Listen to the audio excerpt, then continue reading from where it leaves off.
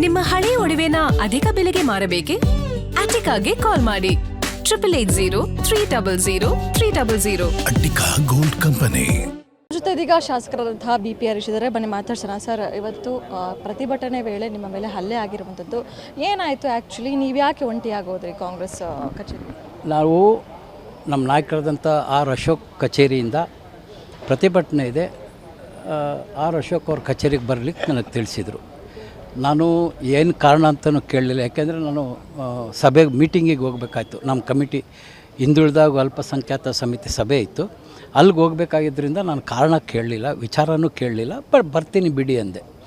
ನಾನು R.ಅಶೋಕ್ ಅವ್ರ ಕಚೇರಿಗೆ ಹೋದ್ಮೇಲೆ ಸ್ವಲ್ಪ ಹೊತ್ತಿಗೆ R.ಅಶೋಕ್ ಅವ್ರ ಕಾರುಗಳೆಲ್ಲ ಹೋದ್ವು. ನನ್ನ ಕಾರು ದೂರ ಇತ್ತು. ಕೊನೆಗೆ ನಾನು ಹೋದೆ. ಒಂದು ಸಿಗ್ನಲ್ನಲ್ಲಿ ಅವ್ರು ಪಾಸ್ ಆದರು, ನಮ್ಮ ಕಾರು ಹಿಂದೆ ನಿಲ್ತು. ಆಗ ನಮಗೆ ಗೊತ್ತಾಗಲಿಲ್ಲ ಎಲ್ಲೋದ್ರು ಅಂತ. ಫೋನ್ ಮಾಡಿದ್ರು, ಅವ್ರು ರೋಡ್ ಹೇಳಿದ್ರು, ನಮಗೆ ರೋಡಿನ ಮಾಹಿತಿ ಇಲ್ಲ. ಆಗ ನಮ್ಮ ಡ್ರೈವರ್ ಲೊಕೇಶನ್ ಹಾಕ್ದ, ಕಾಂಗ್ರೆಸ್ ಪಾರ್ಟಿ ಆಫೀಸ್ ಅಂತೇಳಿ. ಆ ಲೊಕೇಶನ್ ಮೂಲಕ ಹೋದಂಥ ಸಂದರ್ಭದಲ್ಲಿ ಒಂದು ಡೆಡ್ ಎಂಡಿಗೆ ಬಂದಂಥ ಸಂದರ್ಭದಲ್ಲಿ ನಮ್ಮ ಡ್ರೈವರ್ ಹೇಳ್ದ, ಲೊಕೇಶನ್ ಎಡಗಡೆ ತೋರಿಸ್ತಾ ಇದೆ ಅಣ್ಣ, ಆದರೆ ಲೆಫ್ಟ್ ಹೋಗೋಕ್ಕೆ ಬರೋಲ್ಲ, ಒನ್ ವೇ ಇದೆ.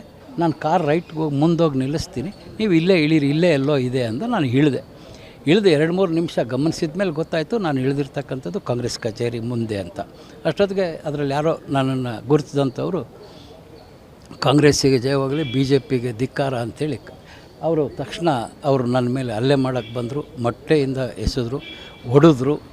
ಆದರೆ ಪೊಲೀಸವರು ಸಮಯಕ್ಕೆ ಸರಿಯಾಗಿ ನನಗೆ ರಕ್ಷಣೆ ಕೊಡದೇ ಇದ್ದಿದ್ದರೆ ಅಲ್ಲಿ ಅನಾಹುತ ಆಗ್ತಾಯಿತ್ತು. ಆ ಸಂದರ್ಭದಲ್ಲಿ ಇದ್ದಂಥ ಪೊಲೀಸರಿಗೂ ಕೂಡ ನಾನು ಕೃತಜ್ಞತೆಯನ್ನು ಸಲ್ಲಿಸ್ತೇನೆ. ಅಂದರೆ ಸರ್, ಅವ್ರು ಇವಾಗ ನಿಮ್ಮ ಮೇಲೆ ಮೊಟ್ಟೆ ಹಸ್ತಿರುವಂಥದ್ದು, ಜೊತೆಗೆ ಹೊಡೆದ್ರು ಅಂತ ಹೇಳಿದರೆ ಬೇರೆ ಏನಾದರೂ ಅವ್ರ ಹತ್ರ ಬೇರೆ ಏನಾದರೂ ಇತ್ತಾ ಅನ್ನೋದು? ನನಗೆ ಅವ್ರ ಸಂಖ್ಯೆ ಜಾಸ್ತಿ ಇತ್ತು. ಅವ್ರು ನುಗ್ಗಿದಂಥ ಸಂದರ್ಭದಲ್ಲಿ ಪೊಲೀಸ್ನವರು ನನಗೆ ಹಿಂದ್ಗಡೆ ತಿರುಗಲಿಕ್ಕೆ ಬಿಡಲಿಲ್ಲ. ಅವ್ರು ನನ್ನ ತಳ್ಕೊಂಡೇ ಹೇಳ್ಕೊಂಡು ಹೋದರು. ಓಕೆ ಸರ್, ಆ ಪ್ರತಿಭಟನೆ ಮಾಡೋದಕ್ಕೆ ಸಾಕಷ್ಟು ದಾರಿಗಳಿದೆ, ಆದರೆ ಕಾಂಗ್ರೆಸ್ ಅವರು ಯಾಕೆ ಈ ರೀತಿ ಗುಂಡಾವರ್ತನೆಯನ್ನು ಮಾಡ್ತಿದ್ದಾರೆ ಅನ್ನೋದು ಸಂಸ್ಕೃತಿ, ಅದು ಅವ್ರ ಸಂಸ್ಕೃತಿನೇ ಅದು. ಓಕೆ ಸರ್, ಇನ್ನು DK ಶಿವಕುಮಾರ್ ಆಗಿರ್ಬೋದು, BK ಹರಿಪ್ರಸಾದ್ ಅವರು ಆಗಿರ್ಬೋದು, ಇನ್ನು BK ಹರಿಪ್ರಸಾದ್ ಅವರು ಅಧ್ಯಕ್ಷರು. ಸೊ ಹೀಗಾಗಿ ಅವರ ಕಾರ್ಯಕರ್ತರ ವರ್ತನೆ ಬಗ್ಗೆ ನೀವು ಏನು ಹೇಳೋಕ್ಕೆ ಇಷ್ಟಪಡ್ತೀರಿ? ಅವರಿಬ್ಬರು ಇಷ್ಟೇ ಹೇಳಿದರೆ ಸಾಕು, ನಾವು ಬೆಳೆದಂಥ ರೀತಿ ನೀವು ಬೆಳಿಬೇಡ್ರಿ, ಸೌಮ್ಯವಾಗಿ ಬೆಳೀರಿ, ಕಾಂಗ್ರೆಸ್ಸಿನ ಮರ್ಯಾದೆ ಉಳಿಸ್ರಿ ಅಂತೇಳಿ DK ಶಿವಕುಮಾರ್ ಮತ್ತು ಇವರು ಹರಿಪ್ರಸಾದ್ ಅವರು ಹೇಳಿದ್ರೆ ಸಾಕು. ಇವಾಗ ದೂರು ಕೊಟ್ರಿ, ಏನು ಆಗ್ರಹ ಇದೆ ನಿಮ್ಮ ದೂರಿನಲ್ಲಿ? ಸಂಜೆ ಒಳಗೆ ದೃಶ್ಯ ಮಾಧ್ಯಮದಲ್ಲಿ ಬಂದಂಥ ಕಿಡಿಗೇಡಿಗಳು, ಕಾಂಗ್ರೆಸ್ ಗುಂಡಾಗಳು ಮತ್ತು CCTVಯಲ್ಲಿ ಸೆರೆ ಸಿಕ್ಕಂಥ ವ್ಯಕ್ತಿಗಳನ್ನು ತಕ್ಷಣ ಬಂಧಿಸಬೇಕು.